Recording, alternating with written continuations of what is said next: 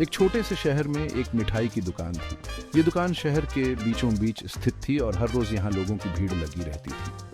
दुकान में हर तरह की मिठाइयाँ थीं, रसगुल्ले, जलेबी, लड्डू, बर्फी और भी न जाने कितनी तरह की मिठाइयाँ यहाँ मिलती थी। मिठाई वाला आज गर्मा गर्म पेड़े बना रहा था। वह बड़े ही प्यार और मेहनत से पेड़े तैयार कर रहा था।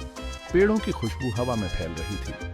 इस खुशबू से पूरा बाजार महक रहा था और लोग इस ओर खींचे चले आ रहे थे। वाह, क्या खूबसूरत पेड़े हैं। इन पेड़ों का रंग और आकार देखकर ही मुंह में पानी आ जाता है। गोलू और बबलू दुकान के बाहर खड़े थे। वे दोनों मिठाई के बड़े शौकीन थे और हर रोज यहाँ आते थे। गोलू एक चालाक बंदर था। वह हमेशा कुछ न कुछ शरारत करने की सोचता रहता था। बबलू एक आलसी भालू था। उसे आराम करना और मिठाई खाना बहुत पसंद था। दोनों की नजर पेड़ों पर टिकी थी। वे सोच रहे थे कि कैसे इन पेड़ों को छकें।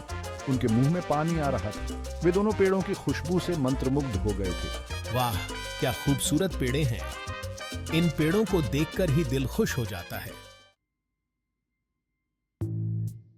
हमें ये पेड़े खाने हैं, लेकिन कैसे? बबलू ने पूछा। हमें ये पेड़े खाने हैं, लेकिन कैसे? गोलू के दिमाग में एक शरारत सूझी। मेरे पास एक प्लान है। गोलू फुसफुसाया। मैं चुपके से दुकान में घुसूंगा। और मैं क्या करूंगा? गोलू धीरे से दुकान में घुस गया। उसकी धड़कनें तेज हो रही थीं, लेकिन उसने हिम्मत नहीं हारी। वह फर्श पर चुपके से चल रहा था। हर कदम के साथ वह और भी सतर्क हो गया, लेकिन फर्श चरमराने लगा। ची ची, मिठाई वाला आवाज सुनकर चौंका। उसने इधर उधर देखा, लेकिन कुछ समझ नहीं पाया। लेकिन उसे कुछ दिखाई नहीं दिया। दुकान के अंदर सन्नाटा था। अजीब बात है, ये आवाज कहां से आई? मुझे कुछ आवाज आई थी। क्या कोई अंदर है? वह बुदबुदाया। उसकी आंखें हर कोने को टटोल रही थीं, लेकिन उसे कुछ भी संदिग्ध नहीं दिखा। गोलू ने खुद को काउंटर के पीछे छुपा लिया। उसकी सांसें थमी हुई थीं। मिठाई वाला ने सिर हिलाया और वापस अपने काम में लग गया। गोलू पेड़ों के पास पहुंच गया। वह पेड़ों के नीचे कुछ ढूंढ रहा था। शायद उसे कुछ खास चाहिए था। उसने एक पेड़ा उठाया और उसे बबलू की तरफ फेंका।